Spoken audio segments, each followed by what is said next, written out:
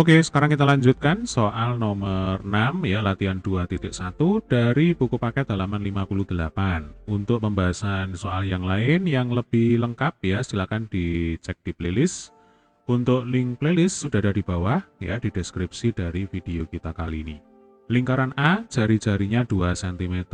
Tentukan yang A, berapa besarnya sudut BDC. Nah ini. BDC berarti ini sudutnya ya. BDC berarti sudut keliling ya Dek ya, karena titik sudutnya titik D itu ada di keliling lingkaran. Kemudian sudut keliling BDC ini menghadap ke busur BC ya kan.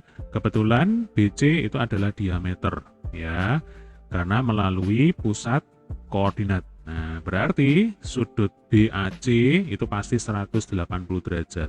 Nah, ini pasti 180 derajat karena berupa garis lurus ya kan. Sudut BAC itu adalah sudut pusat ya, karena sudut BAC titik sudutnya ada di pusat lingkaran. Nah, sudut BAC dan sudut BDC ini kan menghadap ke busur yang sama, yaitu busur BC ya. Kalau sudut pusat biasanya simbolnya adalah alfa, kemudian kalau sudut keliling biasanya simbolnya adalah beta. Nah, berlaku sudut pusat itu sama dengan 2 kali sudut keliling ya. Ini pertanyaan yang A, jadi berlaku sudut pusat alfa itu akan sama dengan 2 kali sudut keliling, berarti alfa sama dengan 2 kali beta. Nah, ini sudah pernah kita bahas di video materi ya, di video sebelumnya. Alfanya diketahui 180 derajat, berarti ini 180 derajat sama dengan 2 dikalikan dengan beta ya. Ingat tujuan kita di sini adalah menghitung sudut BDC, tidak lain tidak bukan adalah beta ya. Maka betanya akan sama dengan berapa? 90 derajat. 180 derajat dibagi 2 ya. Sehingga dengan kata lain sudut BDC itu sama dengan beta sama dengan 90 derajat. Ini jawabannya ya, gampang ya. Ini sesuai dengan teorema Thales ya, ini sudah kita bahas juga di video materi. Oke, kita lanjutkan sekarang ke pertanyaan B. Jika sudut CAD ya 90 derajat, coba kita cek dulu ya. Sudut CAD itu yang mana? Nah, ini CAD ya, tegak lurus, ini 90 derajat. Tentukan besarnya sudut ACD. ACD. Jadi AD itu adalah jari-jari lingkaran, AC ini juga jari-jari lingkaran. Ya, berarti AD ini nanti panjangnya pasti sama dengan AC. Nah, di sini sudutnya 90 derajat. Logikanya sudut di sini dan sudut di sini pasti sama, yaitu masing-masing berapa? 45 derajat. Jadi ini 45 derajat, yang ini juga 45 derajat ya. Sehingga langsung saja kalau ditanyakan berapa besarnya sudut ACD ya. Jadi besarnya sudut ACD itu sama dengan 45 derajat. Alasannya karena AD ya sama dengan AC sama dengan jari-jari ya kan 2 cm, maka segitiga DAC ya merupakan segitiga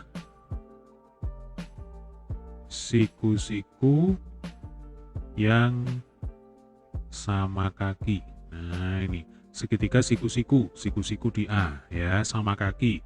Karena AD itu sama dengan AC sama dengan jari-jari lingkaran yaitu 2 cm.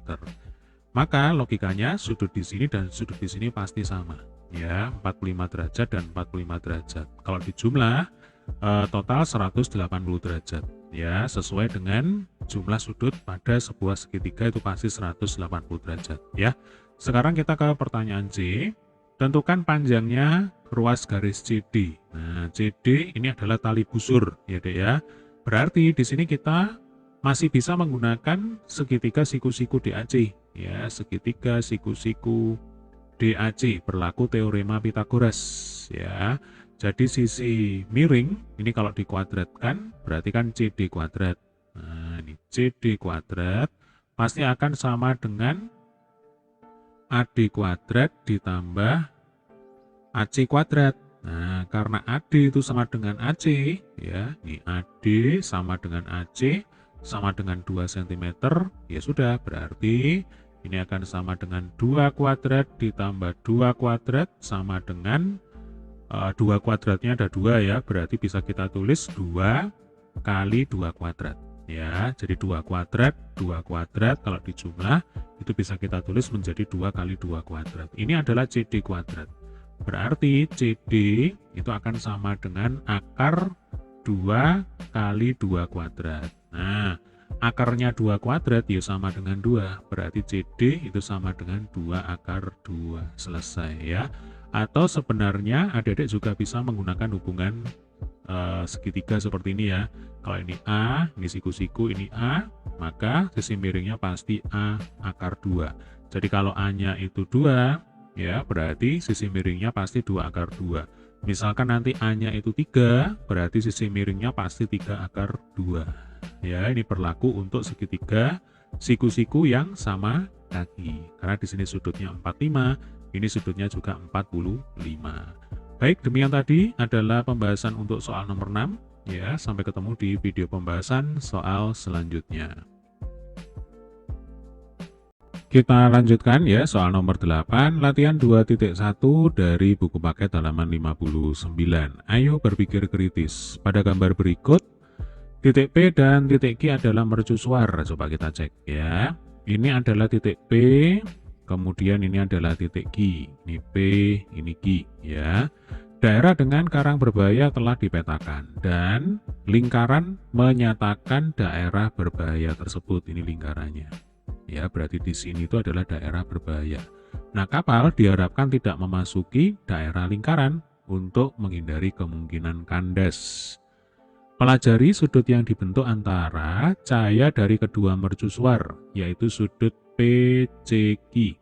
Berarti ada di sini sudutnya. Nah, ini sudutnya. Ya, kita misalkan besarnya alfa. Jika kapal berada di luar lingkaran, pada lingkaran, dan di dalam lingkaran, berarti nanti ada 3 kasus ya. Kalau yang digambar, ini kebetulan ketika kapal berada di luar lingkaran. Nah, nanti kasus yang kedua, yaitu ketika kapal berada pada lingkaran. Ya. Lalu kasus yang ketiga, yaitu ketika kapal berada di dalam lingkaran. Nah, menurutmu, informasi apa yang perlu diketahui kapten kapal tentang lokasi ini? Ya, untuk memastikan kapalnya tidak kandas. Oke. Nah, yang jelas di sini ada sudut keliling, yaitu sudut PBQ. Kalau sudut keliling, biasanya simbolnya adalah beta. Nah, adik-adik, si kapten kapal itu dapat menentukan saat ini posisi kapal itu ada di mana, apakah ada di luar lingkaran, pada lingkaran, atau dalam lingkaran dengan membandingkan antara alfa dengan beta.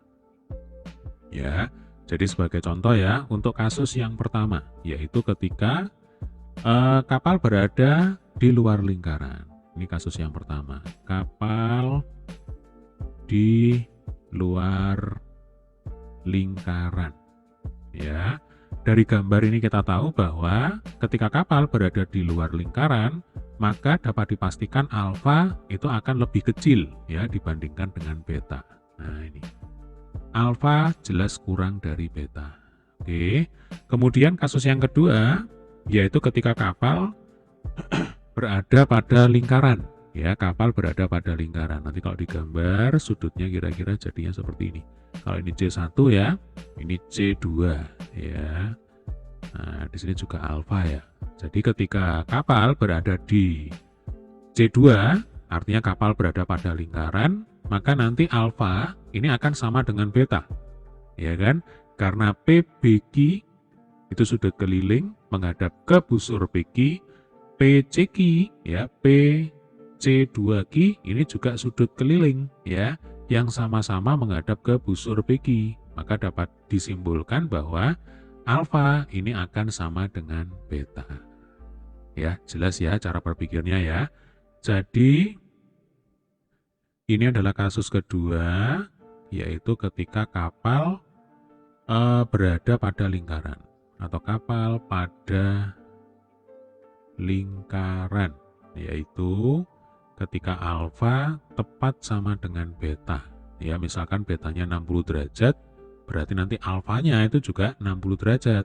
Nah, ketika alfanya 60 derajat, artinya si kapal saat ini berada pada lingkaran.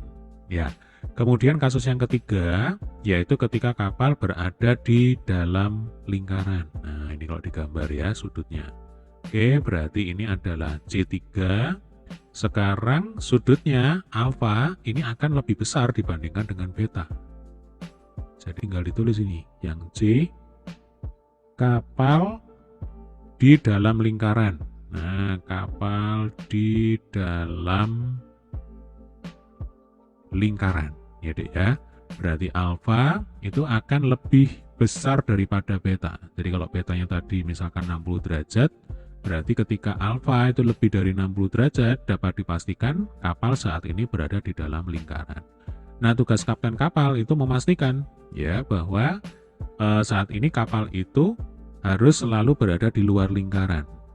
Berarti apa yang harus dipastikan? Yang harus dipastikan adalah sudut alfa ini harus senantiasa lebih kecil dibandingkan dengan beta. Ya. Jadi kalau ditanya, menurutmu informasi apa yang perlu diketahui kapten kapal tentang lokasi ini untuk memastikan kapalnya tidak kandas?